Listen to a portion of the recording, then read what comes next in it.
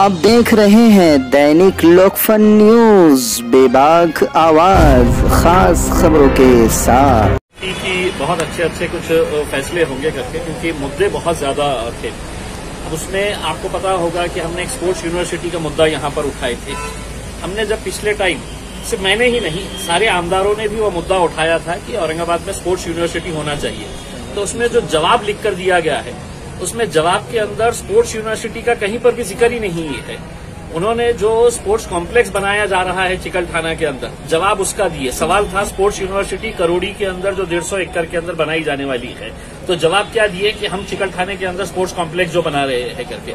यानी कि अगर स्पोर्ट्स ऑफिसर को ये नहीं पता है कि यहाँ पर एक स्पोर्ट्स यूनिवर्सिटी आना है और स्पोर्ट्स यूनिवर्सिटी के ताल्लुक से क्या डेवलपमेंट हुआ है। मंत्री साहब का ये कहना है कि हमने आश्वासन दिया है, मुख्यमंत्री साहब से बात किए है, हमने स्पोर्ट्स मिनिस्टर को अनुरोध किया है कि वो यहाँ पर आए और देखें इसका स्पोर्ट्स यूनिवर्सिटी का किस तरह से क्या क्या फैसिलिटीज कर सकते हैं करके, लेकिन अभी तक कोई ठोस जवाब नहीं मिला है।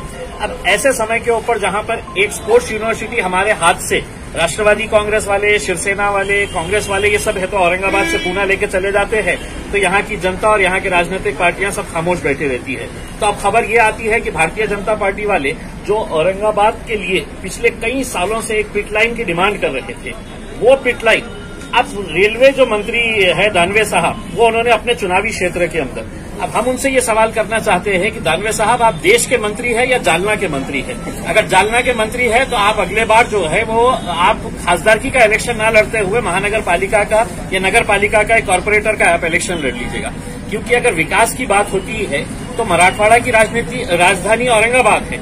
जालना को ऑलरेडी एक ड्राई पोर्ट दे दिया गया है। अगर औरंगाबाद के अंदर पिटलाइन, और जब काम करना नहीं होता है तो उन्होंने कहा कि आपने जगह ढूंढ के दो। मैंने भागवत कराड़ को बोला है जगह ढूंढ के दो करके, तो मतलब जब काम करना नहीं होता है।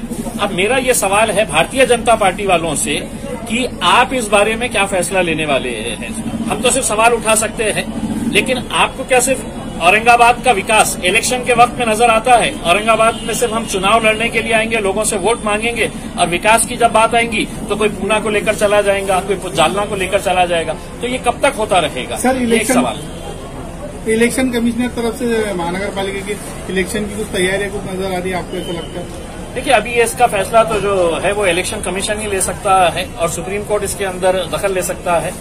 हमें ऐसा लगता है कि सरकार कितनी भी कोशिश कर ले, इलेक्शन कमीशन और सुप्रीम कोर्ट के जो इंस्ट्रक्शंस है उस हिसाब से इलेक्शन अभी होना चाहिए, उसको आगे बढ़ा नहीं सकते हैं।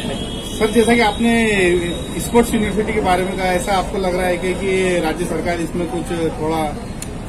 देखिए, मैं राज्य सरकार से ज्यादा राज्य सरकार के जो प्रतिनिधि है यहाँ पर, शिवसेना के इतने सारे आमदार हैं, राष्ट्रवादी के इतने सारे आमदार हैं, भारतीय जनता पार्टी के आमदार हैं, इतनी बड़ी यहाँ पर उनके सत्ता थी।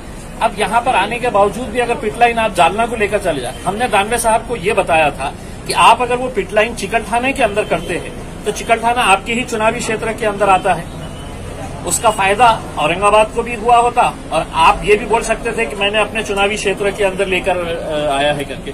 लेकिन जालना को लेकर जाना मेरे हिसाब से ये गलत फैसला है। ये पिटलाइन औरंगाबाद के अंदर ही होना चाहिए था, लेकिन दुर्भाग्यवश नेताओं की सोच बहुत छोटी है कि उनको ऐसा लगता है कि मैं अपने से चुनावी क्षेत्र के बारे में बात करूंगा, बाकी के बारे में बात नहीं करूंगा। सर, लॉकडाउन के कोई चांसेस? मैं नहीं समझता हूं कि लॉकडाउन के कोई चांसेस नजर आएंगे करके, क्यों, और अगर कोई ऐसे चांसेस नजर भी आए तो दूसरों का तो पता नहीं है, हम उसका समर्थन नहीं करेंगे। हम किसी भी तरह का कोई लॉकडाउन का हम समर्थन नहीं करेंगे। जो आपको एहतियात करना है उतनी एहतियात करिएगा। दूसरा एक अहम मुद्दा जो है, आज महानगर पालिका औरंगाबाद की तरफ से जीआईएस मैपिंग का उद्घाटन यहाँ पर पालक मंत्री के हाथ से किया गया।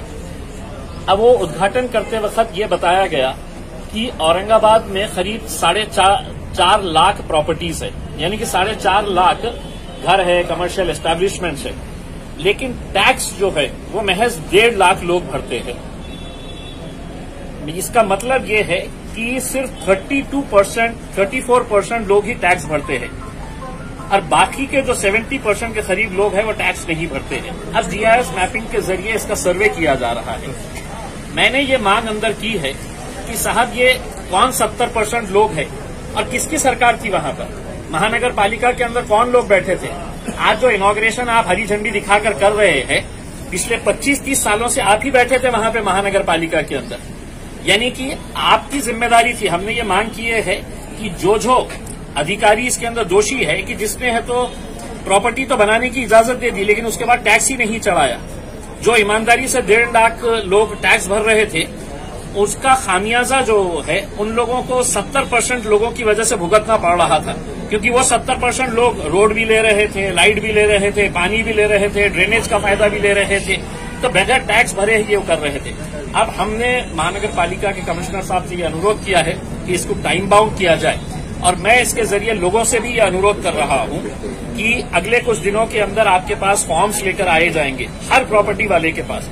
वो फॉर्म है तो आपको 7 दिन के अंदर भर के देना है कुछ डॉक्यूमेंट्स के साथ कि आपका